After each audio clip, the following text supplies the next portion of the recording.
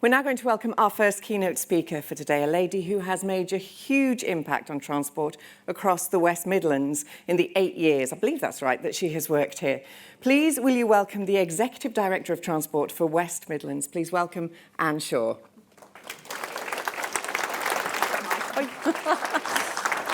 Right. I'm not quite sure how to follow all of that, other than to say that I've actually worked in the West Midlands for 33 years now. Soon to leave, I'm off to Ireland to take on a senior female role managing the National Transport Authority over there as well, but all because of the work that I've done here. And in fact, one of the things that I used to do was to work on developments. I've never been in this building, but I was part of the team that made these buildings here in Snow Hill happen, and making sure that the tram stuff outside is connected well to here as well. And of course, if you do go outside and smoke and you turn right, please do not smoke by the tram stop, if that's okay.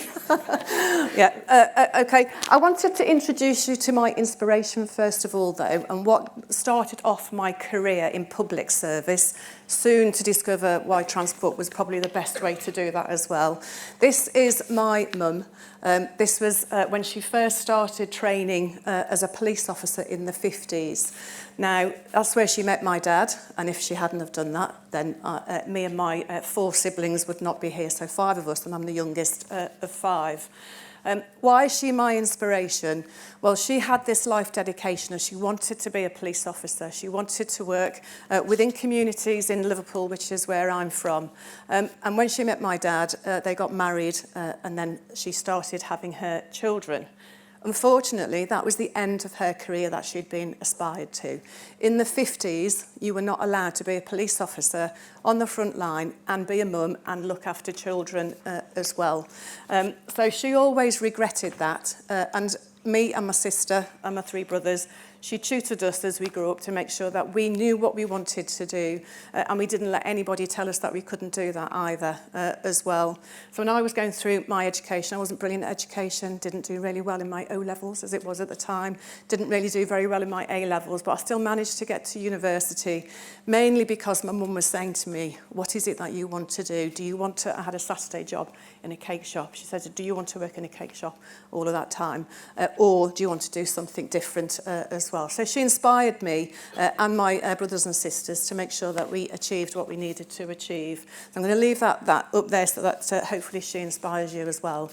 And then obviously both of my parents as police officers inspired me to think about public service. So as I was going through my education, I knew that I wanted to work in public service, and what a better way to do that than working in transport. But I hadn't discovered transport until I moved here from Liverpool in the West Midlands. I actually started off, my education was more the background of ecology, conservation, sustainability. That's what my degree qualifications are in. And when I first moved down here to the West Midlands, it was more about how can I build that into the career that I've got, and fell into doing some things around transport within Birmingham City Council, actually, thinking about how we change the highway network, how we're supporting development, how we manage public rights of way, how we keep people able to move as part of that as well. And that's where I discovered that actually creating a level of sustainability through transport, getting people to be able to move around and reach their education, their opportunities, etc., was really important as well. And that's driven me on. And of course, when I first started, I went from being the only woman in the room of men, just a bit like what Louise has described today, in terms of trying to find my voice and assert myself in a positive way where I was taken seriously. I was first thought of as the admin clerk. I'd organise the meetings, I'd do these things as well. But then one person, Colin Eastman, he put me on a training course to do highway and traffic engineering as part of a programme that he'd put on for the organisation. And then all of a sudden, I was getting the best marks out of all of the blokes that were also on that course. And I started to be taken seriously. Oh, this woman has got a brain. She understands technical things, even though all my qualifications were science qualifications. And I was able to sort of take myself into a space where I started to continue to develop and understand transport a little bit more. I then went into leadership sort of kind of training as well. So how do you deal with people? How do you deal with difficult situations? And most of my career actually has been spent with dealing with the public and other key stakeholders outside of the organisation to make developments like these fantastic buildings here happen as well. And then I was able to move from Birmingham and took up the job at Transport for West Midlands, so moved from a local authority into a regional space as part of that as well. And I got to work with the fantastic Laura Schoaf, if any of you know Laura, who's now chair of the GBR, Shadow GBR as well. And together we sort of worked out how do we make sure that we're working in this environment here in the West Midlands and also supporting how public transport and other transport measures are actually making a difference in this region. So again, that ethos of providing public service as well. And then I had the privilege of being asked by ministers to sort of work on the violence against women and girls agenda. Now, if for any of you who sort of do the research, women use public transport more than men. Women are also put off from using public transport or taking that job opportunity because they are fearful for their safety when using public transport as well.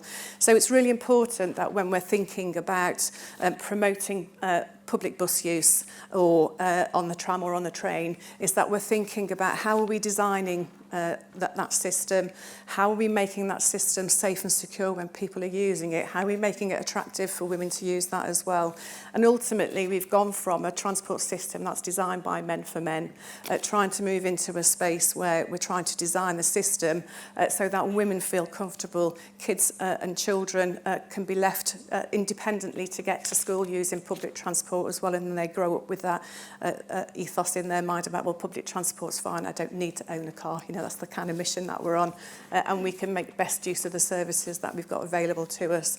So accessing their education, making sure that women take up that job opportunity because the public transport is safe to use, and the sort of recommendations that we provided for the Department for Transport and the ministers at that time were trying to encourage ways in which we could do that as well. And that also included creating careers within the whole transport space for women. So across all the different spectrum of things that transport jobs provide, whether it's you're a designer or a transport planner, you're working on the financial side of it, the business case development, the design of the infrastructure, the design of the services, and also the design of the vehicles, making it easier for women and girls to use public transport as part of that as well. So it's been a passion of mine, inspired by my mum, and also my dad, who's still alive. He's 93 now. I did lose my mum about 30 years ago. But he continues to sort of coach me on why we do what we do in terms of public service, why public transport, why buses, particularly in this region. Buses carry by far the most number of passengers in this region, something like 250 million journeys a year. More women than men using public transport, and how we're making sure that that whole network is working as well. So things like women in bus and coach, women in transport, and also CIHT, which has been mentioned today. I'm involved in all of those as well. And as part of the sort of training and tutoring that I've had from my parents, it's my time to give back and make sure that we're creating an environment where women can come into this industry. They can see the whole plethora of jobs that are available, whether it's on the front line or in the back office or in the engineering side of things. That is a great career, and actually what everybody is doing is making sure that a public transport system works for everybody. We're able to make sure public transport is supporting the vitality and economic growth of all of our regions as well, and it just helps lift everybody up, particularly if we can make it inclusive and safe and accessible for everybody to use. So I think that's really all I wanted to cover today. So thank you. All right.